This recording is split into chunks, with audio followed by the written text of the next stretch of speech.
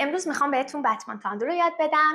خب الان شما میبینید که کفش بالا یا جوراب پای من نیست، واسه اینه که به شما دقیقاً توضیح بدم که توی چه مراحلی پا بند میشه، کف پا و چه اتفاقی دقیقاً واسش میفته. ولی شما حتما توی خونه یه جورابی چیزی پاتون باشه، حتما اینجوری نباشه با پای لخت بخواید این حرکت رو انجام بدید.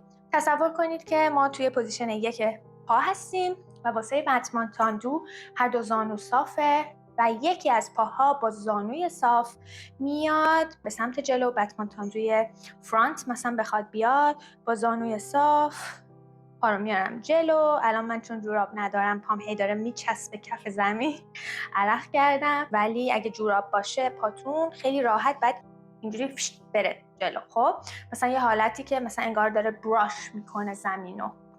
میریم جلو و توی همه این مراحل پنجه های پا و کلن این سینه پا و پنجه ها باید چسبیده به زمین باشه. پس چیکار میکنیم؟ پا میاد جلو، کم کم پاشنه از زمین فاصله میگیره و فاصلش کم کم زیاد میشه، ولی پنجه ها به هیچ وجه از زمین فاصله نمیگیرن. پا توی حالت دمی پوینت قرار میگیره و بعد از دمی پوینت ما میخوایم پنجه ها رو پوینت کنیم. زانو هنوز صافه، پنجه رو پوینت میکنیم و بتمن تاندو انجام میشه. حالا دوباره دمی پوینت، پا رو برمیگردونیم سر جای اولش. بتمن تاندوی ساید چه شکلیه؟ دقیقاً همین جوری. پای من که توی پوزیشن 1 قرار داره دقیقاً همجهت با ترن آوت من. پا میره سمت ساید، پنجه ها روی زمین کشیده میشه به شکل نه کشیده میشه. فکر کنم بعد جورابم هم بعدش پام بکنم با جورابم بهتونش بدم. دمی پوینت و بعد پوینت کامل، زانو صاف، پا ترن آوت. پامونو اینجوری نمی کنیم، ترنینش نمی کنیم، همون جهتی که پا بود ترن آوت حفظ میشه. دوباره دمی پوینت و پا برگشت. بتمن تاندوی بک چجوریه؟ بازم پنجه ها چسبیده به زمین، پا میره عقب تا آخرین لحظه پنجه چسبیده و بعد پوینت میکنم پا رو، دمی پوینت و برش میگردونم. نکته هایی که باید توی بتمن تاندو رعایت بکنید اینه که اولا وقتی که بتمن تاندوی فرانت رو دارید میرید، شما باید پاشنه پا رو به عنوان یه عضو لیدر تصور کنید. یعنی چی؟ یعنی پاشنه در واقع شروع کننده حرکت هست و پنجه ها رو با خودش میکشه بیرون. این واسه اینه که ترن آوت پا همونطور که توی پوزیشن 1 هست حفظ بشه و به سمت جلو حرکت کنه. الان پاشنه من تصمیم میگیره بره جلو، پنجرم داره با خودش میکشه. اگه پاشنه اینجا لیدر نبود و پنجه لیدر بود چه اتفاقی میافتاد؟ خب پنجه شروع میکنه حرکتو و پاشنه رو میخواد به خودش بکشه و ترن آوت پا رو کامل از پا میگیره.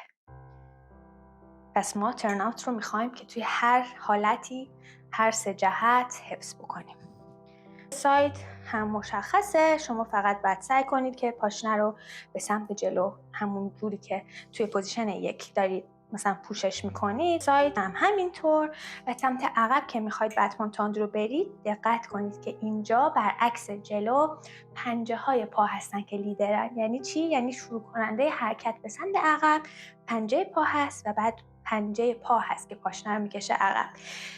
اینم دوباره دلیلش واسه حفظ ترن آوت پا هستش.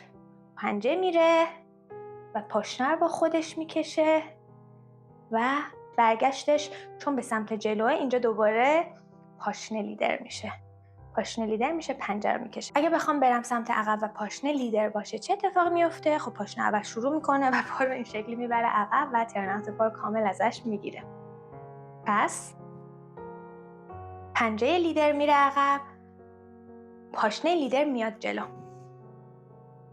و نکته دیگه راجع به بتمن تاندوی ساید اینه که اگه شما ترن آوت کف پاتون مثلا اینقدر باز میشه، خب چه عالی، همونو یه خط از بالا در راستا و ادامه پاتون توی ذهنتون رو زمین بکشید و روی اون خط برید به سمت بتمن تاندو. اگه ترن آوتتون مثلا اینقدر باز میشه، دیگه من پامو بتمن تاندو اینجا نمیارم، سمت عقب نمیارم، دقیقاً باید همراستا با کف پای من، جهت کف پای من باشه. پس اینجا میشه بتمن تاندوی من. واسه همین بتمن تاندوی هر کسی متناسب با آناتومی بدن خودش هست. در نهایت خب قطعا هدف آیی ترن اوت پا اینه که 2 تا پا توی خط صاف قرار بگیرن. بتمان تاندو رو با زانوی صاف باید بتونیم صاف کامل عمود به بدن اینجوری بتونیم بیایم، ولی تا قبل اون شما اندازه ترن اوت خودتون همجهت با ترن اوت خودتون بتمان تاندو رو انجام بدید. این از این. دیگه چی؟ بتمان تاندو رو میتونیم توی پوزیشن 1 یا 3 و یا 5 باله انجام بدیم. توی پوزیشن 3 هم در واقع ما 3 رو انجام میدیم که آماده بشیم واسه 5. پوزیشن 3 خودش به خودی خودش هویت خاصی نداره، بیشتر واسه آمادگی پا و ترن اوت پا هست که ما بتونیم به 5 پا این حرکت ها رو انجام بدیم. ولی حالا ما 3 رو انجام میدیم واسه اینکه بدن آمادگی رو پیدا بکنه. اگه موافق باشید من برم جورابامو بپوشم انجامش بدم یه بار که شما دقیقاً ببینید که وقتی که پا نمیچسبه رو زمین با چه نرمی باید براش بشه و انجام بشه اون حرکت. ببینید چیه، من تصمیم گرفتم که کفش بالمو نپوشم چون یکم نشون نمیده فرم پا رو اون کفشا و همین با همین جوراب شلواری بهتون نشون میدم. پوزیشن 1 پا، پاسچر درستش میکنیم، باسن، شکم، کمر، شونه ها، قفسه سینه و گردن. پای راست، بتمان تاندو فرانت، دمی پوینت، پوینت، دمی پوینت، برگشت، ساید، دمی پوینت، پوینت، دمی پوینت، برگشت، بک یا عقب، دمی پوینت، پوینت، دمی پوینت، برگشت و یه دور دیگه ساید رو بریم.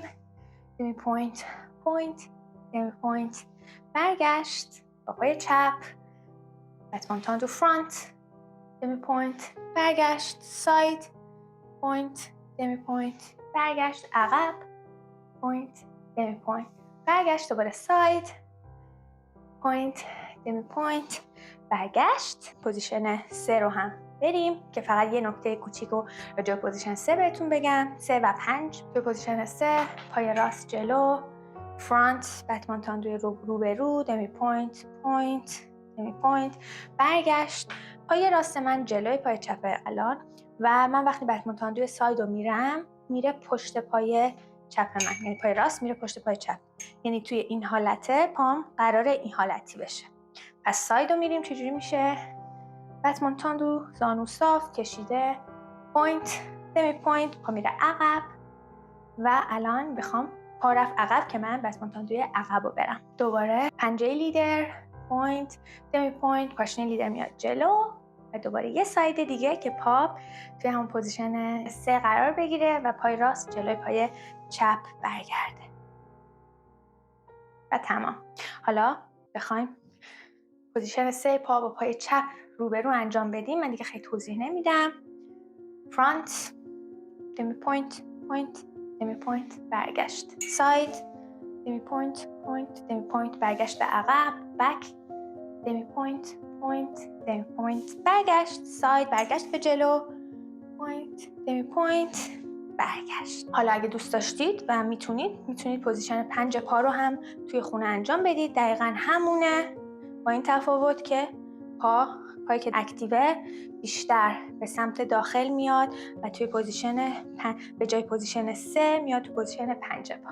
مرسی که تا اینجای ویدیو با من بودید. تا ویدیوهای بعدی، خدا نگهدار.